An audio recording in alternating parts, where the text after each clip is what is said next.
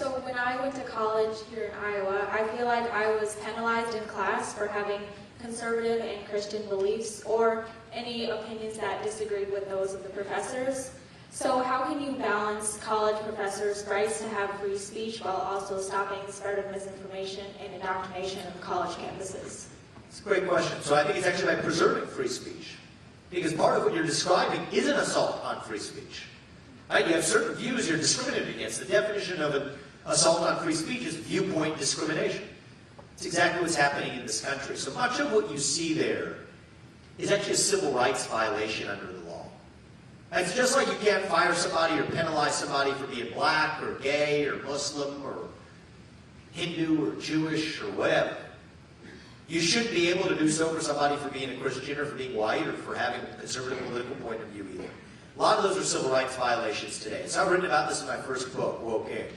Laid out actually arguments that say, if this dogma meets the Supreme Court's test for what counts as a religion, modern wokeism, and it does, and I've laid this out elsewhere, then that's every bit of civil rights violation to force you to bend down to that religion, just as a public university couldn't force you to bow down to any other one. So some of this has to come from a government that applies its own laws even-handedly. So that's respecting free speech rights. It's actually how you protect free speech, by protecting against rampant viewpoint discrimination. But I do think there's something deeper going on that's not just a matter of the top-down issue. It's a bottom-up issue in this country. If you don't mind me asking, how old are you now? I'm 23. You're 23. So I would say in my generation and yours, and I think in some ways it's true of all of us right now,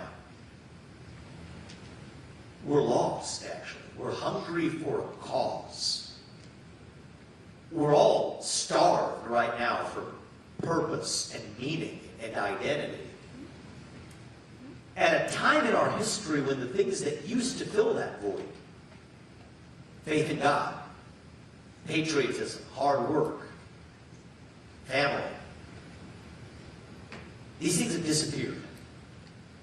And that leaves a moral vacuum, a black hole in our heart. And when you have a black hole that runs that deep, that is when the poison fills the void. Pick your favorite one. It almost doesn't matter what it is. Wokeism, transgenderism, climatism, COVIDism, anti-Semitism, Zelenskyism. It's really kind of a religion, really. Depression, anxiety, fentanyl, suicide. It's not an accident that we see the rise of these same poisons at the same time. They're symptoms of a deeper void. Many of your peers are falling in the direction of that siren song, not because they believe these ideas, but because they're lost. And so I think part of what we need to do as a movement is we need to fill that void with the real thing: individual, family, nation, God. That beats race, gender, sexuality, and climate. If we have the courage to actually stand for our shared values. I think every high school senior who graduates from high school should have to pass the same civics test that every immigrant has to pass in order to become a voting citizen of this country. I don't think that's too much to ask. We've got to know something about a country, to have pride in that country, revive civic education. So some of this is going to be, I'm going to get that job done. But the other way we're going to do this is it's got to be bottom up as well. Dilute the poison to irrelevance by standing for who we really are. And that's something I believe I can do as your next president in a way that I don't believe an ordinary politician is going to be able to. I think it's going to take somebody from the next generation with fresh legs to reach and lead that new generation of Americans, to dilute this poison to irrelevance. That's half the job of the next president. It's not just the policies we're talking about.